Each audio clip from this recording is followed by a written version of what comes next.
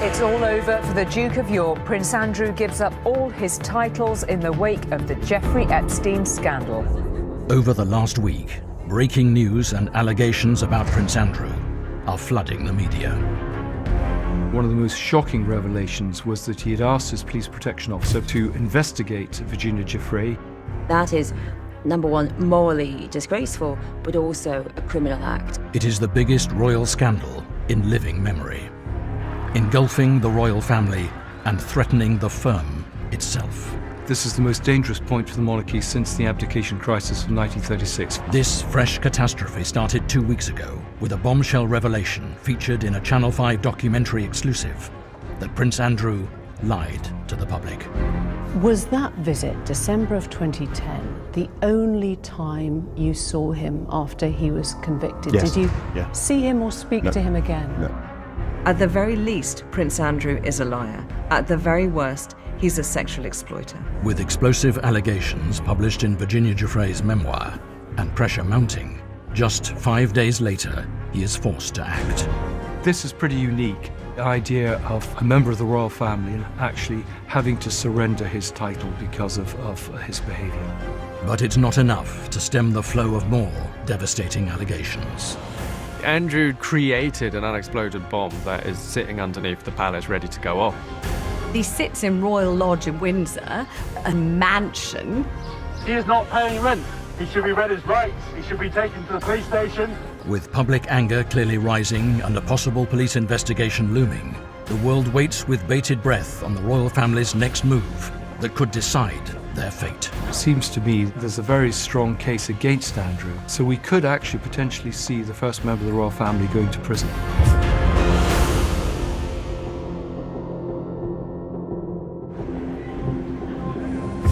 On Friday, October the 17th, every news programme in Britain led with the same story. It's 10 o'clock. This is Sky News at 10. Our top story.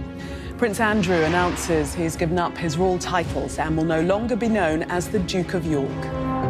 All major networks broadcast the statement from the palace, where the prince revealed he would no longer be using his titles Duke of York or Knight of the Garter. We have concluded the continued accusations about me distract from the work of His Majesty and the royal family. I will therefore no longer use my title or the honours which have been conferred upon me. As I've said previously, I vigorously deny the accusations against me. It's almost unprecedented, a member of the royal family, a senior one, actually having to surrender his title because of his behaviour. He made no apology or showed any sign of contrition. This man has absolutely no idea of any form of empathy. Andrew claimed responsibility for the decision, but it's rumoured that the announcement came after mounting pressure from the firm.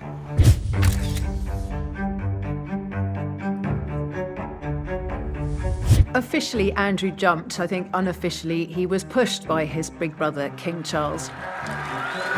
We know that William, his nephew, has been pushing Charles hard to be firmer and stronger with Andrew.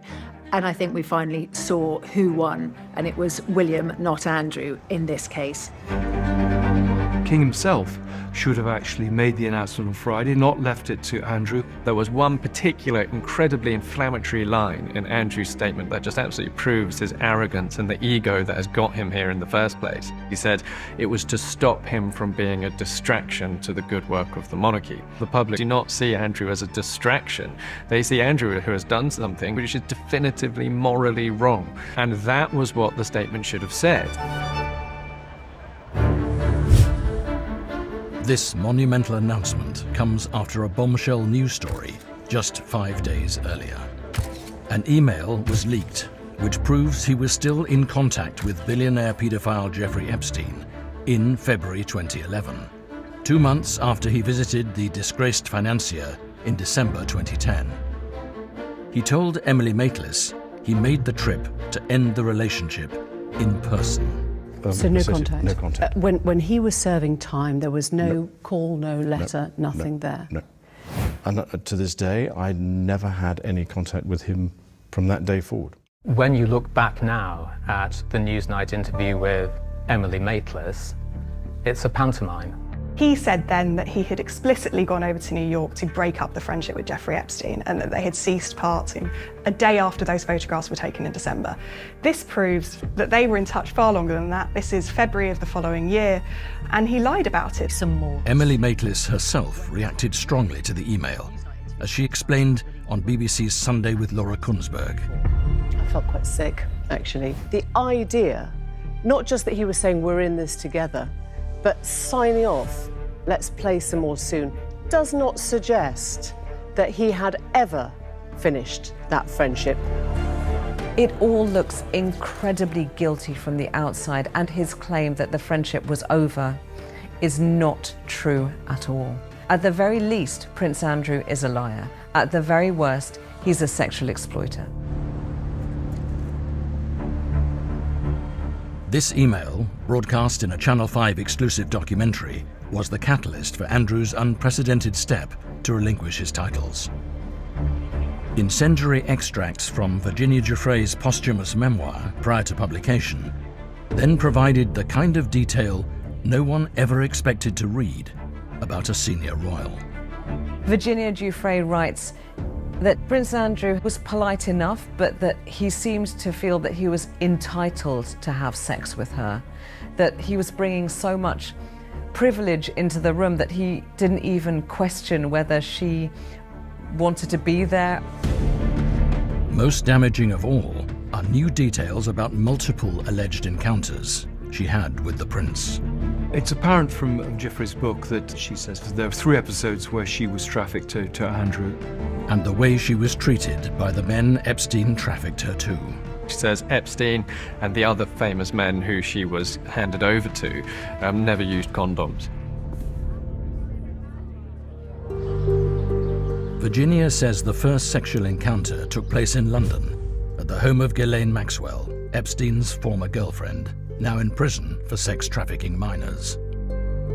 She says Andrew saw her as somebody who was being provided for a service, and that the service would happen for half an hour, and the thanking her at the end is what I find is a really chilling detail, because there's still a sense of understanding which is a human being who has to be given some acknowledgement, and then he's on his way again. 1 month later, they allegedly met again in New York. The second encounter is in the Manhattan townhouse with another woman there.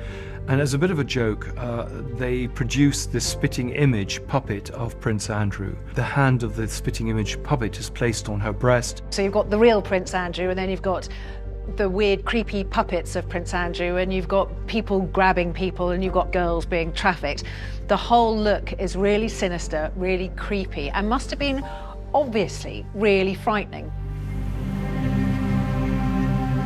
12 weeks after their first encounter at Ghislaine's London house, they allegedly met again on Epstein's private island.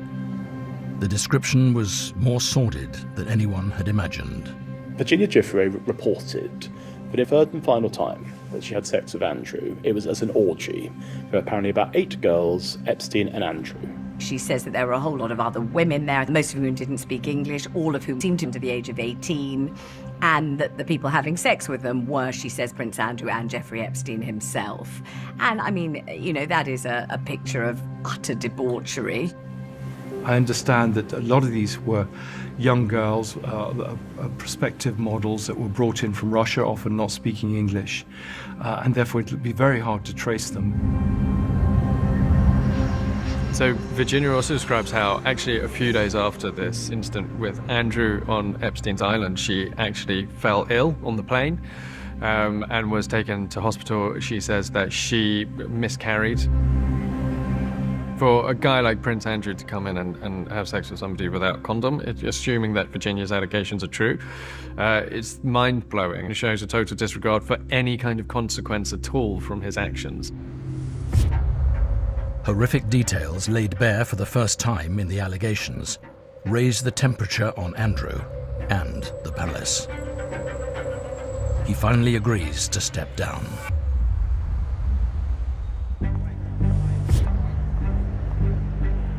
Just 2 days after Andrew's statement, damning material appears in the Mail on Sunday. An alleged email from Andrew to Epstein where he seems to admit that he knows Virginia.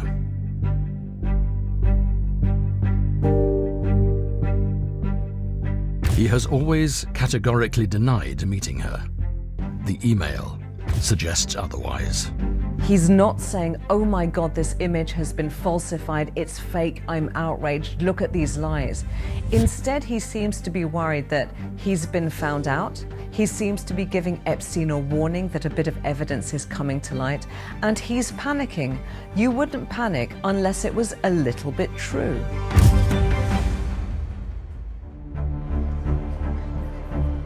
The floodgates really do appear to be open. There are suggestions that the palace is washing its hands of him. This absolute seismic flow of information that's been coming out ever since essentially the stories in the Virginia Giuffre book were revealed indicate that he's no longer being protected because the King and even more so the Prince of Wales have decided that he is now a busted flush and there's no point in protecting him any longer. It certainly looks like all bets are off now when it comes to Andrew, that perhaps there have been stories that newspapers have been sitting on for a while, waiting for the right moment, and they've decided now is the right moment. We're now watching stories come out at a rate of 2 or 3 a day, and there is at this point no limit to seeing where it ends. What allegedly comes next is unimaginable.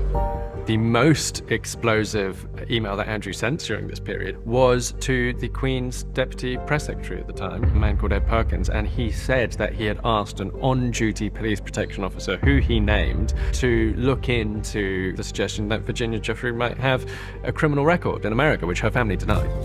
He provided this officer, he said, with Virginia's date of birth and social security number.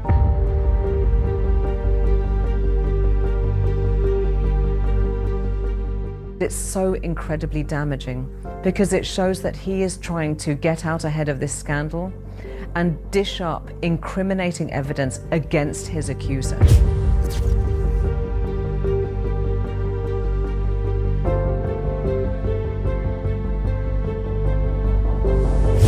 This is not a he said, she said. There is a piece of documentary evidence at the heart of these allegations.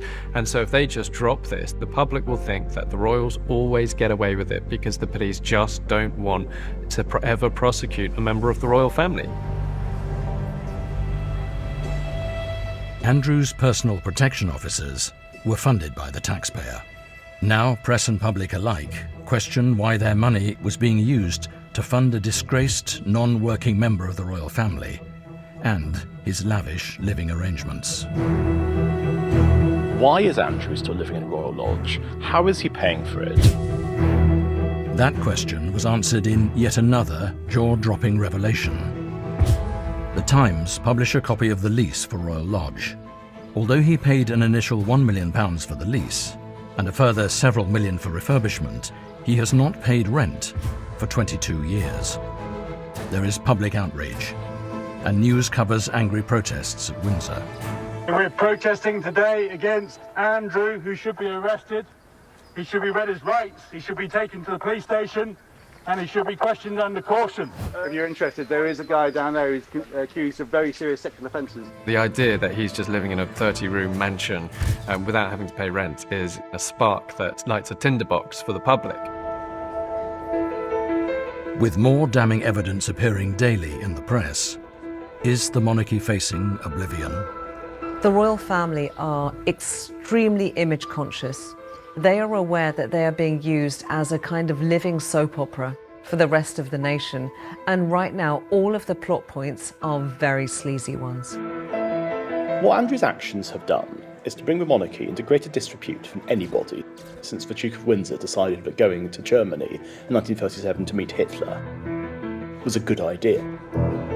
I do think there's much more to come, and I have been told it's pretty lurid and pretty gory stuff. And shocking news tonight out of the UK. Prince Andrew is relinquishing all his royal titles and duties over allegations linking him to convicted sex trafficker Jeffrey Epstein. In a whirlwind 5 days for the prince, his shocking and unprecedented announcement is breaking news around the world. Officially, Andrew jumped. I think unofficially, he was pushed by his big brother, King Charles. This comes after Channel 5 helps break a sensational story of a new email revealing Prince Andrew lied about cutting contact with paedophile Jeffrey Epstein. At the very least, Prince Andrew is a liar. At the very worst, he's a sexual exploiter. The scandal then intensifies as sexual assault victim Virginia Giuffre's posthumous memoir is released, with each devastating revelation unpicked on the morning shows. How damning is it for... Oh, hugely damning. Giuffre says Maxwell introduced her to Prince Andrew when she was 17. With the floodgates now opened, Andrew is exposed to damaging new allegations. The police have said they are actively looking at these new claims. It could still result in Andrew being prosecuted. Andrew has this gigantic 30-room mansion that to him is just his... Really, it's his playroom, it's his giant playhouse. But of course it's come to light that he's only paying a peppercorn rate. It's been suggested that the royal family have been trying to get him out, but he's staying put. How did the 17-year-old girl from Sacramento, Virginia Giuffre, come to cross paths with the then Duke of York? There are so many heartbreaking details of Virginia's story. It just makes you want to cry, really. And how did Andrew end up in the horrifying memoir of the victim of sexual trafficking? Prince Andrew has done this to himself. Everything we're finding out now stems from his own activities. It's a real example of where hubris lands you. Hubris and greed. Across the 1990s, Andrew indulges in the high society circuit in pursuit of power, influence, and money. He was always drawn to rich people, and he wanted to live their lifestyle, and the only way to live that lifestyle was to get in with a lot of these people. And Andrew begins to spend time with a woman who has significant connections into that world. Ghislaine Maxwell was the favourite daughter of the Czech businessman Robert Maxwell. She was intelligent, she was sophisticated, she was well connected. Andrew clearly identified her as someone who could be a beneficiary to him. But at this time, Ghislaine is harbouring a dark secret. What we now know is that back in the early 90s, about 94, that Ghislaine Maxwell was securing, sourcing, finding young women, underage women, for Jeffrey Epstein. She wasn't just Epstein's girlfriend. She was recruiting those girls, and then she was easing them into Epstein's life, and then she was making them feel that they were safe, only for Epstein to then sexually abuse them. Soon, Andrew is introduced to her enigmatic billionaire boyfriend, Jeffrey Epstein. This meeting set in motion a series of events that will change the course of Andrew's life forever and shake the very foundations of the British monarchy. Not only was Jeffrey Epstein incredibly rich, he was also incredibly well connected to powerful people. And of course, it was a symbiotic relationship. Jeffrey Epstein could have doors open to him by Prince Andrew that no one else could do. The friendship blossoms, and in 1999, Epstein truly lays out the royal treatment for the Duke. He flew out to Epstein's Island in the Caribbean. Little St. James in the US Virgin Islands is Jeffrey Epstein's private island, which became known as Paedophile Island for obviously what was going on there. And of course, this private jet got the nickname Lolita Express. And the reason it was called the Lolita Express was just the sheer number of young girls, teenage girls, that were on these flights. He then gets sucked into Epstein's world, and he had, I suppose, numerous points along that track where he could have thought, actually, there's something here is not quite right. But he didn't. He continued that friendship. So close are the trio that in the summer of 1999, the Duke extends an invitation to Epstein and Maxwell to attend a party at the Queen's private residence, Balmoral. The real kind of coveted invitation is to a personal party of the monarch. And Balmoral was the Queen's private home. It's not a palace like Buckingham Palace, not owned by the state. It's her private home. An astonishing photo released to the British press shows Epstein and Maxwell relaxing on the Queen's beloved Scottish estate. Let's just take a minute to remind ourselves who they are. Ghislaine Maxwell, currently serving time in an American prison for procuring underage girls for the world's most notorious paedophile, now dead, Jeffrey Epstein. These two individuals are invited into the inner sanctuary of the royal family. He was weaponising his royal status to feather his own nest. It stinks.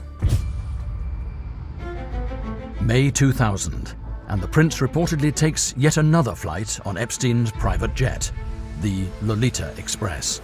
This time to Epstein's Palm Beach residence, the place Ghislaine Maxwell is recruiting girls as young as 14 to be sexually trafficked by the billionaire. It's amazing what he thought he could get away with.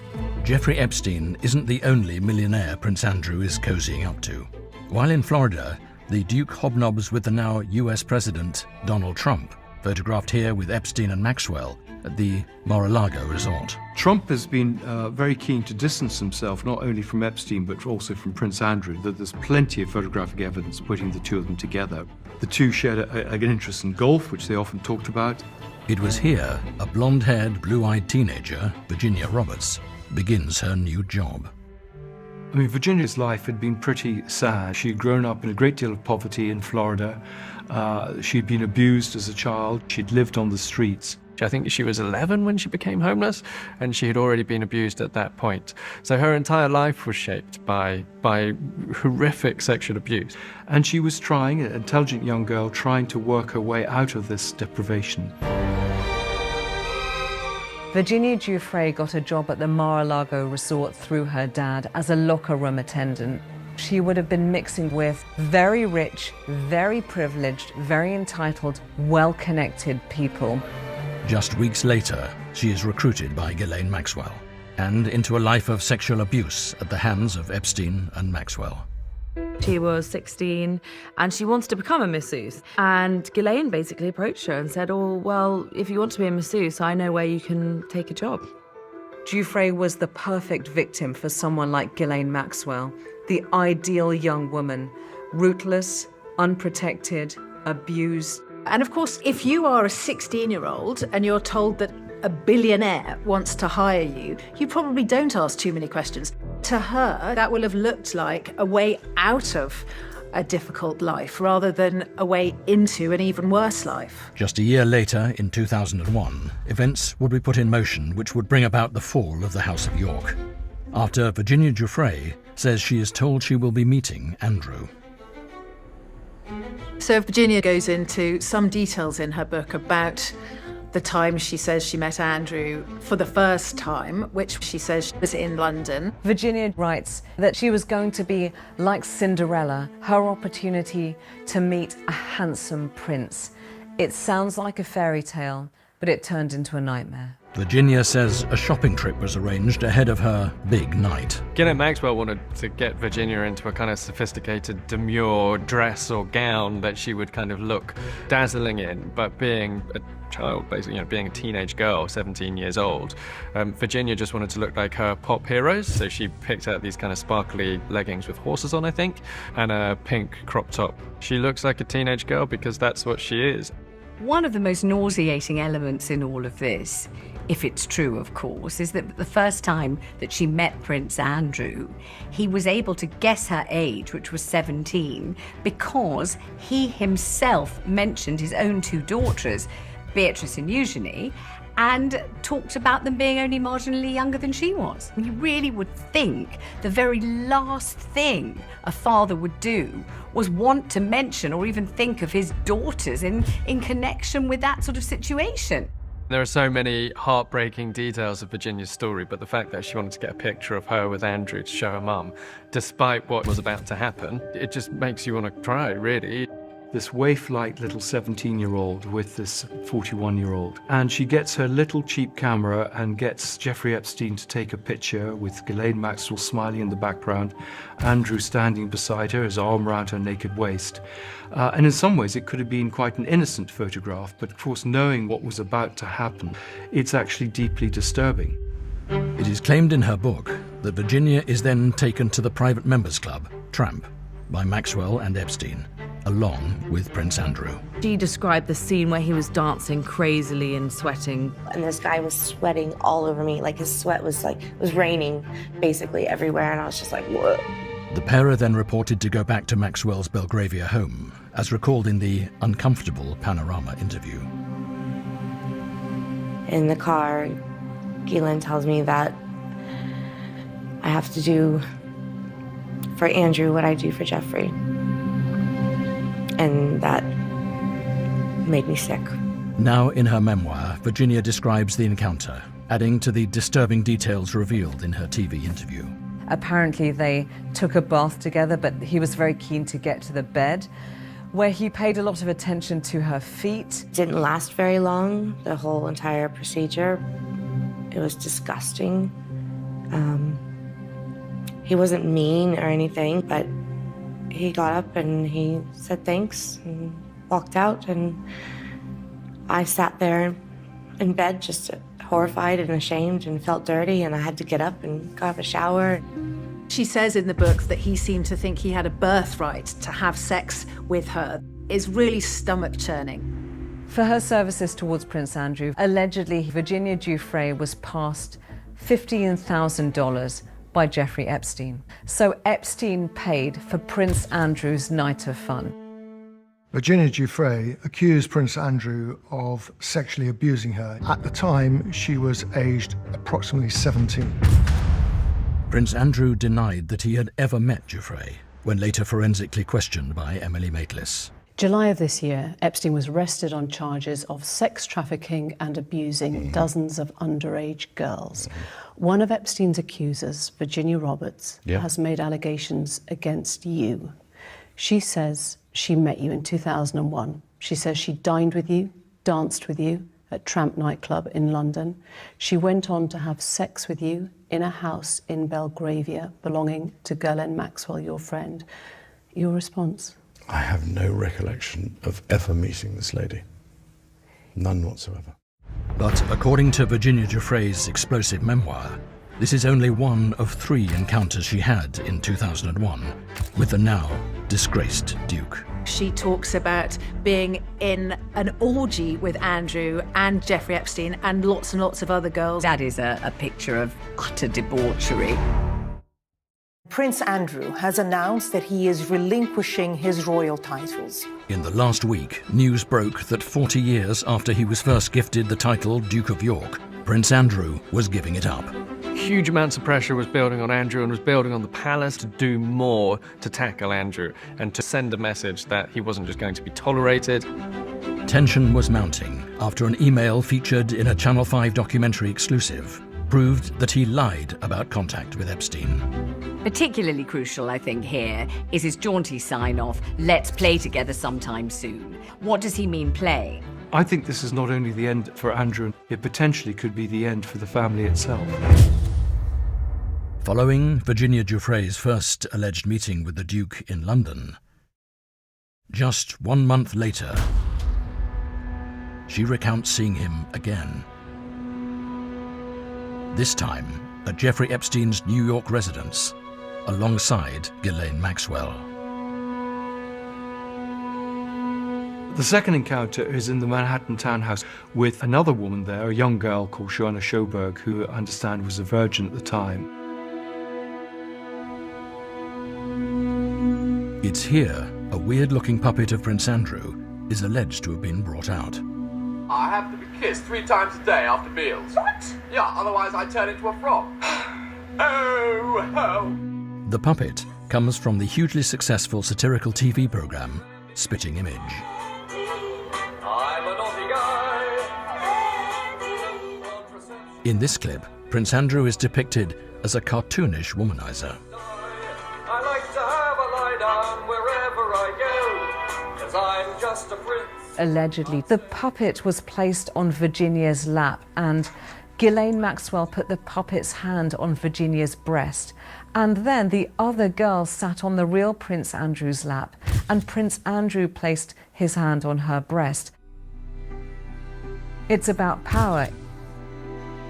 Allegedly, later in that evening, Virginia had to have sex with Prince Andrew.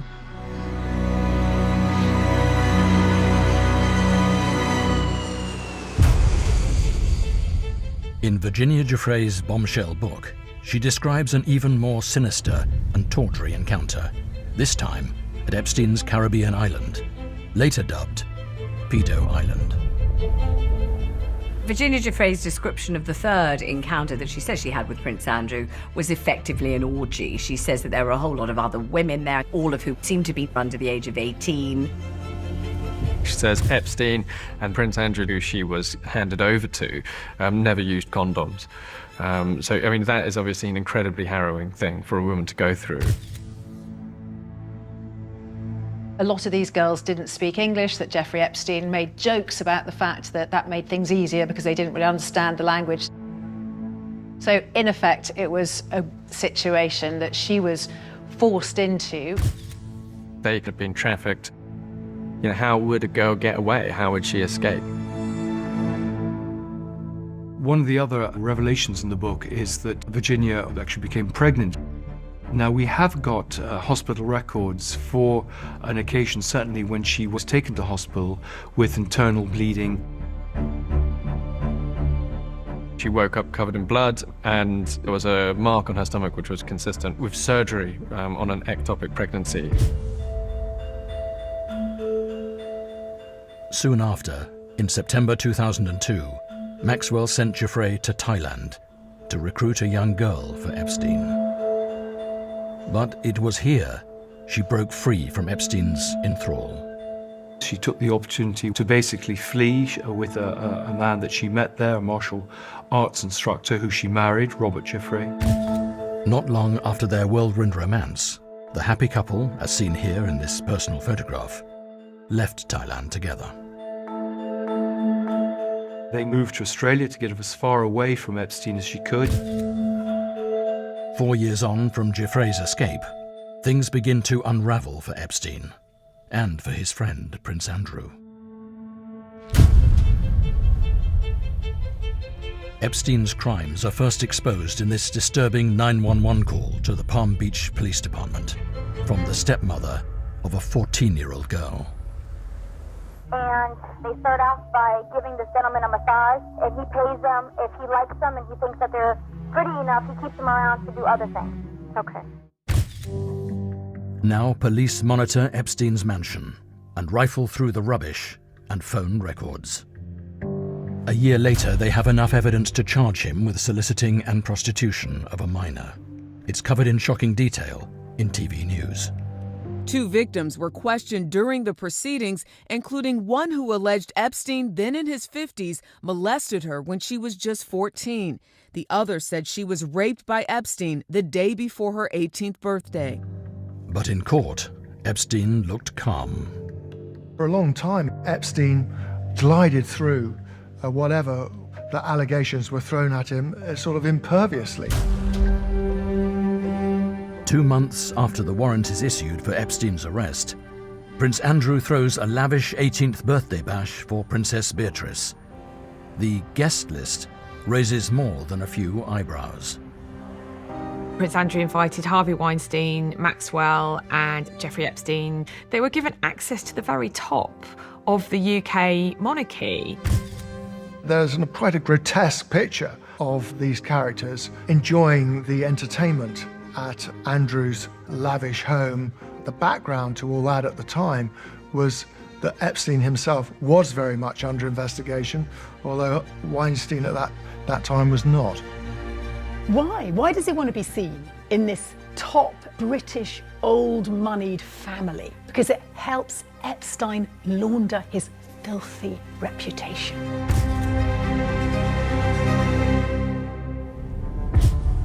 But across the Atlantic, evidence is mounting. By 2007, the FBI has dozens of young women ready to testify against Epstein. The indictment spells out how they were allegedly recruited, trafficked, and abused. 60 counts on the indictment against Epstein. It looks like the sky's going to fall in on him and the whole kind of house of cards is going to come tumbling down. The case reaches court a year later, but the multimillionaire has the best lawyers money can buy. Epstein's legal team includes the former Clinton prosecutor, Kenneth Starr, who sources say has come to South Florida several times to try to make a deal. And then for some reason, he struck this highly criticized plea deal with the district attorney. he pleaded guilty in open court. He agreed to serve a total of 18 months in the Palm Beach detention facility, 12 for felony solicitation of prostitutes, and an additional 6 for procuring persons under 18 for prostitution. It mildly skimmed the surface of the true horror of what Epstein was doing. Here he is now, a registered sex offender, and yet Andrew is still apparently friends with him.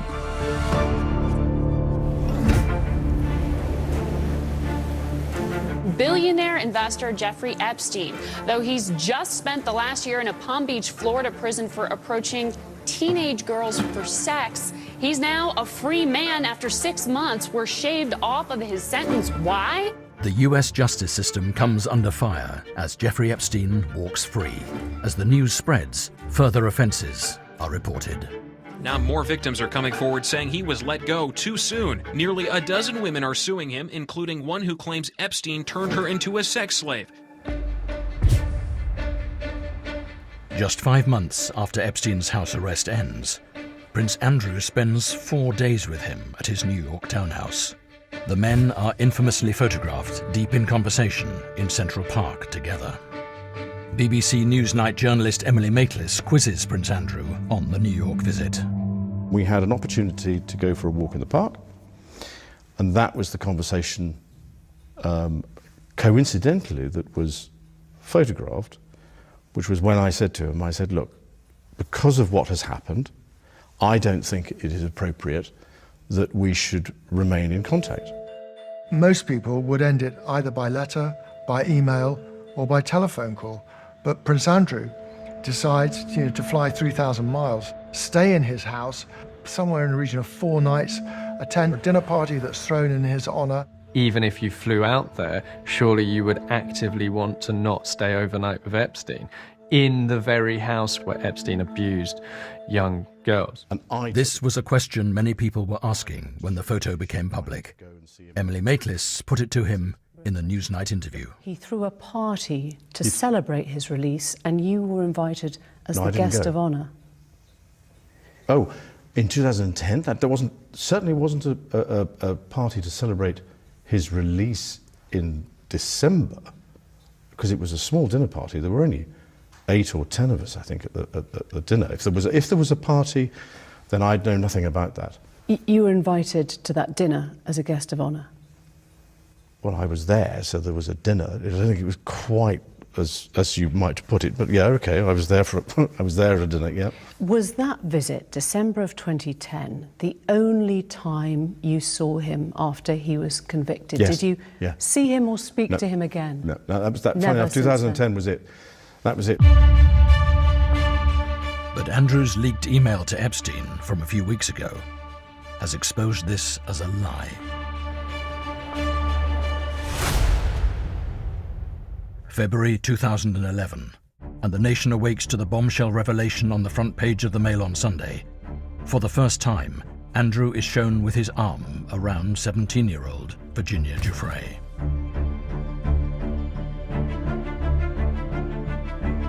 The photograph of herself and Ghislaine Maxwell and Prince Andrew at the top of a flight of stairs on a landing in the house that was owned by Ghislaine Maxwell. Years later, in the probing BBC Newsnight interview, Andrew denied the existence of the photograph, claiming it could have been doctored. She provided a photo of the Yes. two of you together. Yes. Your arm was around her waist. Yes. You've seen the photo. I've seen the photograph. How do you explain that? I can't.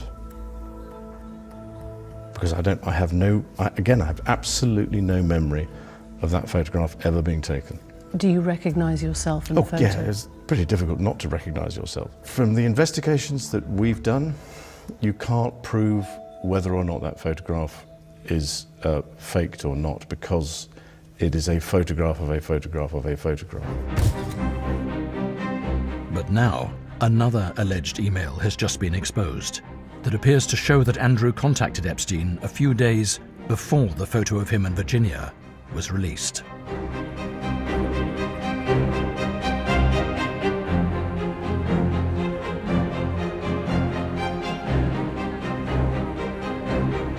He doesn't say, oh my God, they found a fake photograph of me. Instead, he seems to be saying, they found a photograph, I'm panicking because they're closing in, and he's treating the photograph as if it's real and true, and it's evidence that incriminates him. The ramifications of which could change the monarchy forever. If a member of the royal family was to go to prison, I doubt the royal family as an institution would survive. We have some breaking news this hour out of the United Kingdom. Prince Andrew is giving up his royal titles. With the world's media focused on Prince Andrew, he dramatically announced he was relinquishing his Duke of York title. Andrew's reputation is in the gutter. We are seeing something which is without precedent in modern times. It comes just 5 days after explosive emails show he kept in contact with Epstein, despite his public denials. I don't think there's any way back for Andrew after this email has been released. He's been caught in a lie. The humiliation doesn't end, as more sordid allegations against the prince are revealed in Virginia Giuffre's memoir. There is a real sense that the rot has prevailed, and the royal family themselves will desperately be hoping they can cauterize it before it gets worse and takes over the entire body of the monarchy.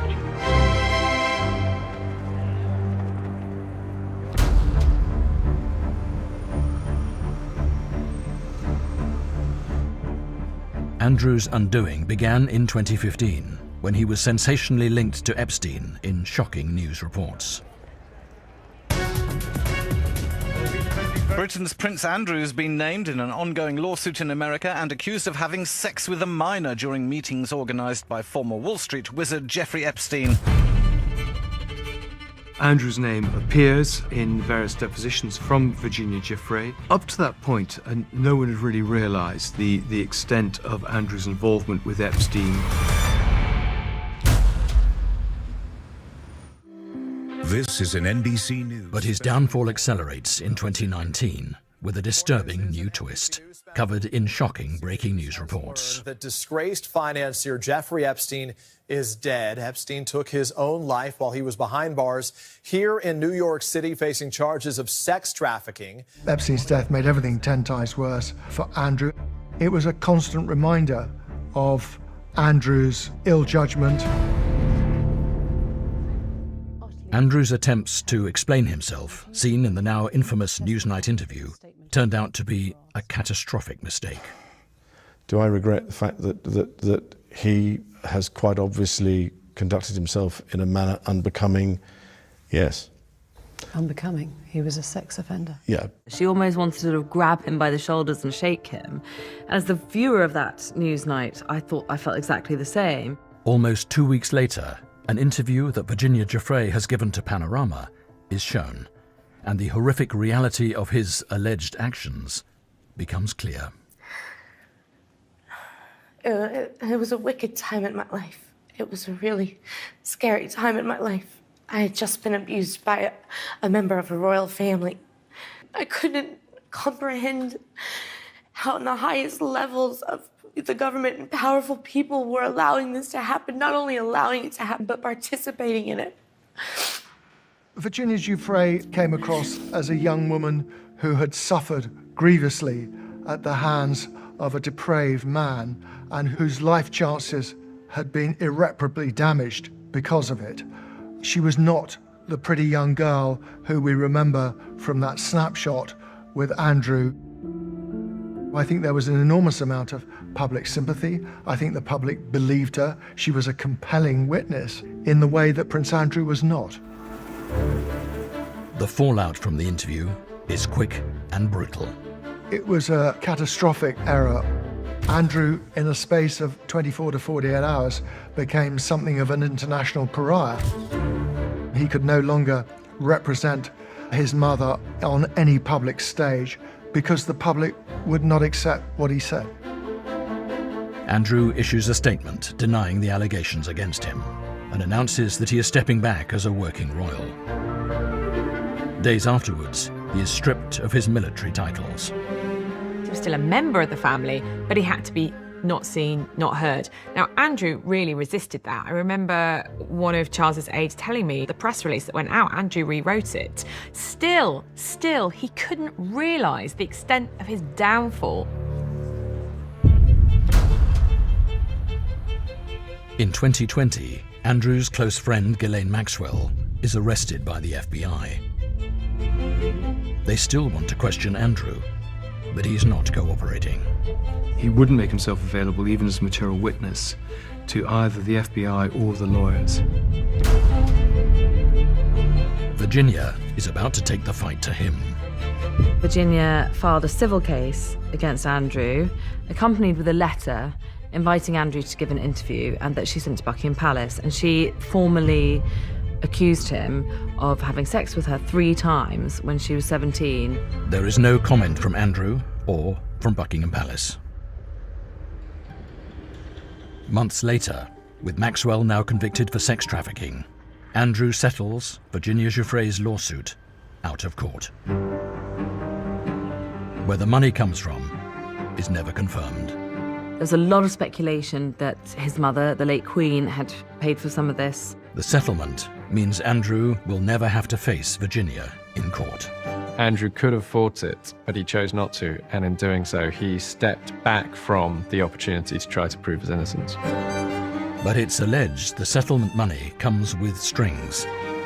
Revealed just this week with the publication of Virginia Giuffre's new book, she claims she was silenced by Andrew to save royal blushes. The timing was particularly awful because it was going to be the same year as the celebrations for Queen Elizabeth's historic Platinum Jubilee. Now, this was a chance for the nation to rejoice in her record-breaking reign. But instead, we face the prospect of a tawdry, revolting case where we'd be hearing all allegations, of a sexual kind against the Queen's favourite son. There was always an assumption that along with the money to Virginia Giuffre, there will have been conditions. It now seems that that condition was that she wasn't allowed to speak publicly about the issue, but only for 1 year. And once that year was up, she could continue to discuss Andrew and what she says happened to her.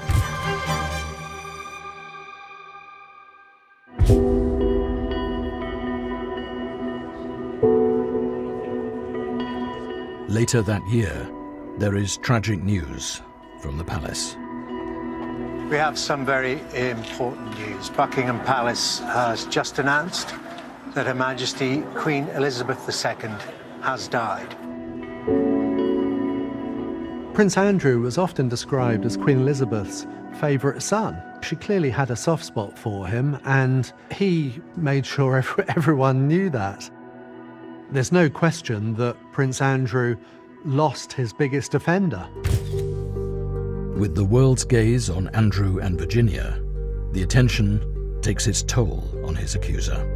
She's been struggling with her mental health. Her family were desperately worried about her.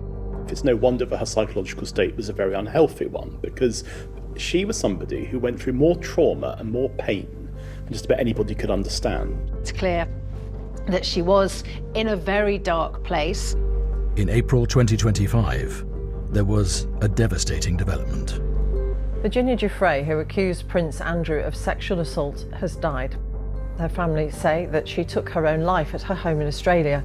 She was 41. Her life had essentially been ruined by her association with a predatory paedophile sex offender in Jeffrey Epstein. When the death of Virginia Giuffre was announced, like everybody, I was incredibly shocked and really saddened that what had been a very tragic life had ended very prematurely at her own hand. It should, and it will, forever haunt Prince Andrew. I think, people like Andrew must have breathed a sigh of relief when they heard that she had died. One less person to testify against him. But her bravery in speaking out has left a powerful legacy. Virginia Giuffre desperately wanted people to believe victims, and she wanted people to stop belittling victims, victim shaming. And Andrew's nightmare shows no sign of stopping. Here she's had the final revenge. Here, beyond the grave, she's spoken to all of us, and she's laid bare exactly what happened with Prince Andrew and with others. And of course, there is an irony that since her death, more and more stories have come out which seem to contradict Andrew's point of view and story and seem to confirm hers. leading to questions about just how much worse things can get for Andrew. We are in uncharted territory here, and we have no idea where it's going to end up. And obviously at that point, all bets are off as to what happens next.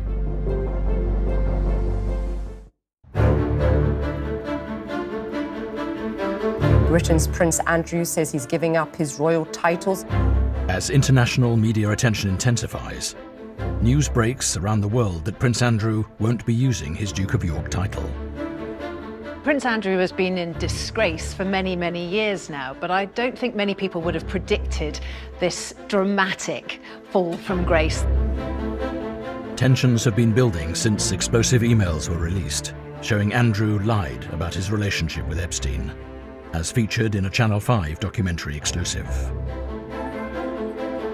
Prince Andrew's disgrace really has polluted the royal family's brand, and this has been an absolutely dire week in the history of the Windsor family. But the former Duke faces more disgrace as Virginia Giuffre's memoir is published and reveals more about Andrew's alleged sleazy past.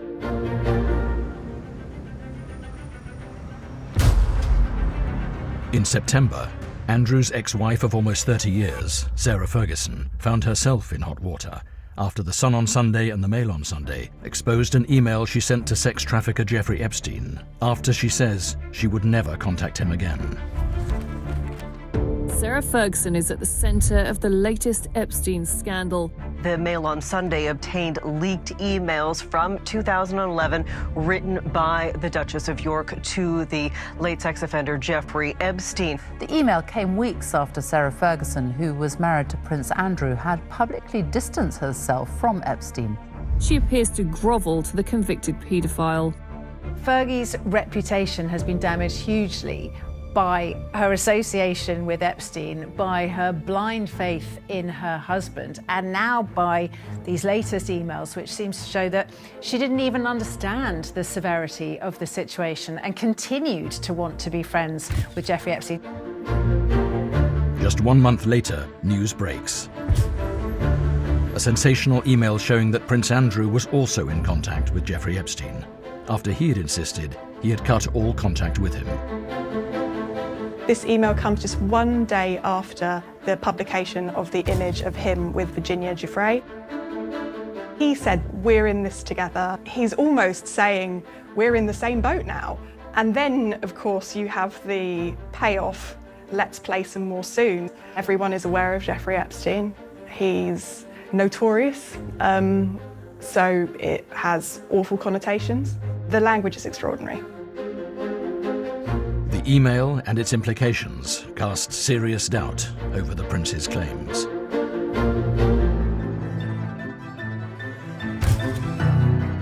But over the course of 5 days, Prince Andrew's royal life comes crashing down. Andrew's fall from grace has been from the top to the bottom. When it comes to Prince Andrew, the revelations just keep dragging on, and they get worse and worse. On October the 15th, extracts of Virginia Giuffre's forthcoming memoir, Nobody's Girl, are released. Finding out that Virginia Giuffre had written a book was certainly surprising to a lot of people, and then the fact that it's been printed posthumously, that she specifically wanted it to be printed, makes her story in many ways even sadder, but more powerful, as she is having the last word. It is unprecedented for members of the royal family to be written about with allegations of criminal behaviour. Just 2 days later, and with pressure mounting, Prince Andrew releases a shocking statement that makes international news headlines. Prince Andrew has announced he will give up his royal titles and honours. Has decided to relinquish all of his royal titles and duties after continued pressure over his friendship with the late sex offender Jeffrey Epstein. The statement about Prince Andrew relinquishing some of his royal titles came from Andrew himself. I'm thinking it may have been better for King Charles to have issued that statement. It would have given this entire sleazy situation a bit of authority. The announcement is that he has voluntarily decided not to use his titles. I don't think that really washes with the general public, the fact that they've gone into abeyance. I think they really want these titles removed. He never earned any of his titles in the first place. He has a huge amount of privilege just through being born, and he's not losing much of that. Virginia's family welcomes the announcement in an emotional interview with ITV News royal editor Chris Shipp. Yeah, I mean, there's been a lot of mixed emotions for us over the last day as this has kind of developed through. For me, there's a lot of there's a big happy moment for us because, you know, she did fight for this. And I think this was a very big vindicating moment for her to show that she was consistently a truth teller. But it is, to your point, very sad for us as well because she's not here. The deluge of damaging stories continued to flow when the Daily Mail reported that a second sex trafficking victim of Jeffrey Epstein was recommended to Andrew. We have another email in which Epstein appears to have been brokering a dinner between Andrew and a woman who he wanted to introduce to the prince. There are now suggestions that Prince Andrew was introduced to another trafficked young woman, and Jeffrey Epstein suggesting that his friend joins Andrew for dinner and that Andrew might enjoy this. With the revelations coming thick and fast, one headline shocks the nation. It has been reported that Andrew asked his bodyguard, who worked for the force, to dig up dirt on his sexual assault accuser, that is Virginia Giuffre. Andrew allegedly gained access to Virginia Giuffre's date of birth and social security number in order to dig up dirt on her. Yet another tangle of this story is the new revelation that Andrew asked his personal protection officer, who is a member of the Metropolitan Police, to have a dig around Virginia Giuffre's past. I believe that the date of birth and the social security number of Virginia Giuffre were passed to Andrew by Jeffrey Epstein, who would have had them as her employer. But this is sensitive information. I mean, it's not allowed under data protection. For him to go and ask someone to look into confidential information and find a criminal record against Virginia, I mean, that is, number one, morally disgraceful, but also a criminal act. The former Duke could be the first member of the royal family to be investigated by the police in more than 20 years. His sister, Princess Anne, is the only member of the royal family to have a criminal conviction. In 2002, she was charged under the Dangerous Dogs Act. And this is Andrew yet again embarrassing the royal family. This arrogance that he thinks everyone and everything is there for him at his disposal to do whatever he wants.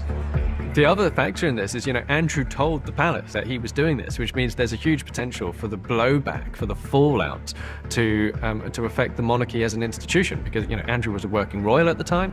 If found guilty, it's entirely possible Andrew could potentially be looking at the inside of a jail cell. It has also been alleged that Andrew's ex-wife Sarah Ferguson has been shown to have taken money from Epstein for an extended period. So much so, he was fed up of funding her.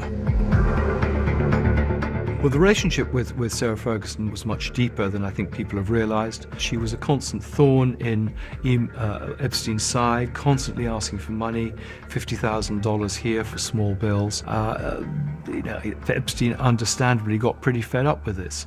It's as if the floodgates have opened and all of the toxic matter, the dirty details, the gossip, they've all come out. With the release of Virginia Giuffre's highly anticipated memoir on the 21st of October, what more can come out about Andrew? And how damaging will it be for the monarchy? The ripple effects of the publication of this book will be felt over months and months and months as people buy the book and read it for themselves, and they'll probably, they're going to come away feeling angry. If the monarchy gets a grip, if he leaves Royal Lodge, if he loses his titles properly, including that of Prince, and he goes into some form of exile, then I think the situation can be saved. I think there are more revelations poised to come out. We shouldn't be surprised, but we should be shocked and disgusted.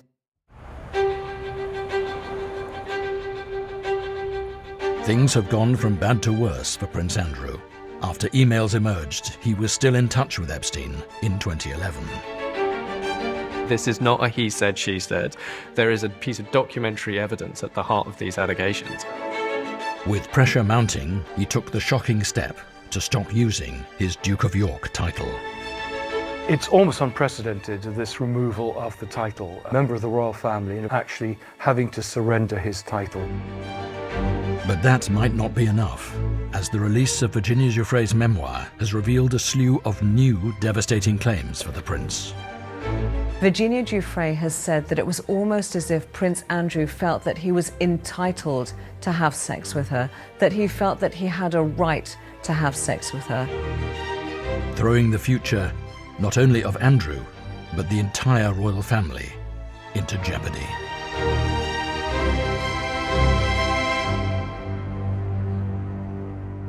The monarchy have been through some pretty epically appalling times, but I think the last week must count significantly among them.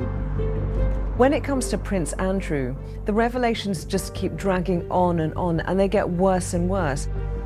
This scandal has been incredibly damaging on the monarchy.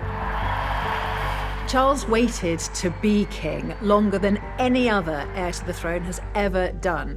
He's in his mid-70s, he's living with cancer, and his reign has been overshadowed by his younger brother's scandals. The support for the monarchy has fallen. This is a very dangerous moment. Pressure mounts on Prince Andrew as senior politicians take aim. Last week, there was more breaking news. Prince Andrew has said that he'll stop using his royal titles. But that doesn't mean that he's really given them up. It just means that he won't put them on his official letterhead. Formally stripping Andrew of his titles involves a lot of parliamentary time. It actually might take up to a year. And the last thing that the king wants is to go to Parliament. It would be extremely humiliating and embarrassing for the royal family because, this is my opinion, all the MPs would vote it through.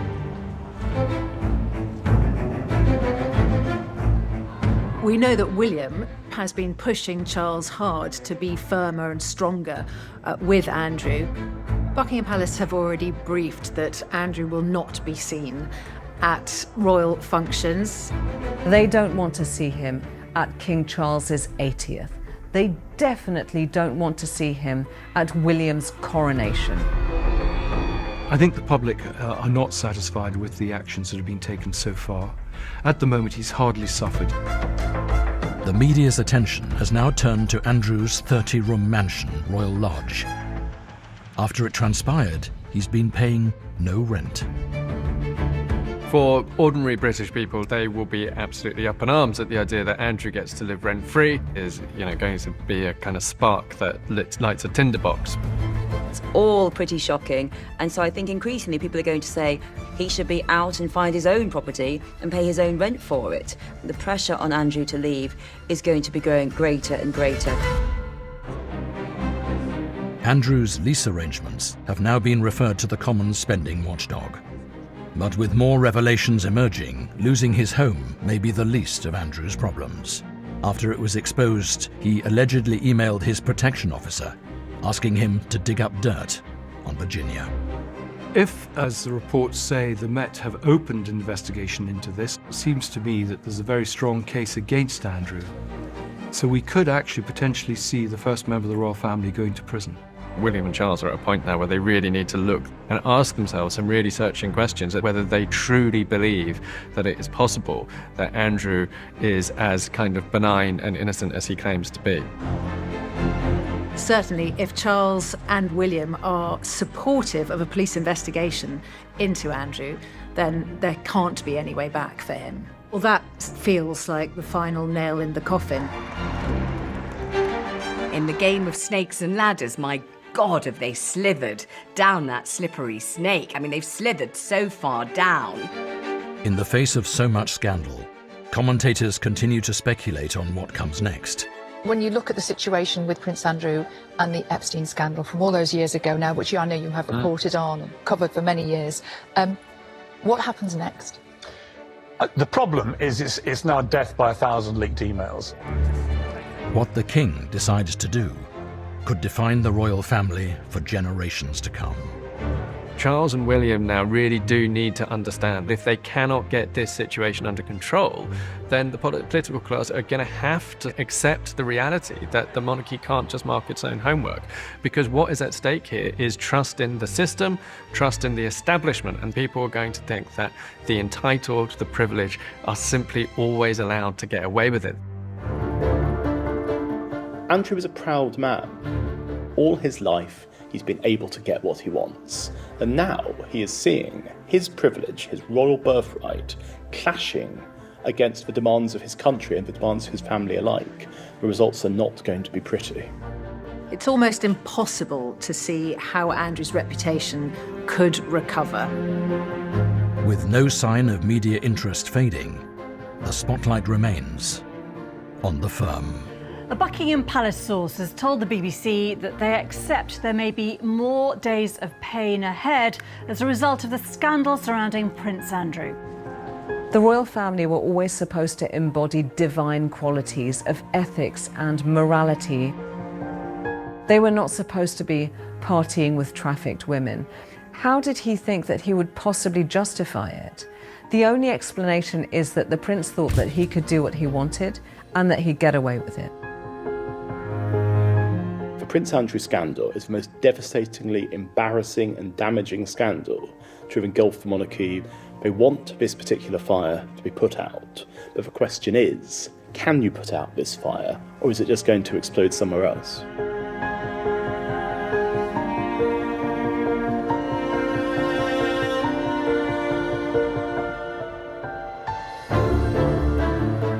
And if you or someone you know has been affected by any of the issues raised in this programme, please go to channel5.com/helplines for information and support.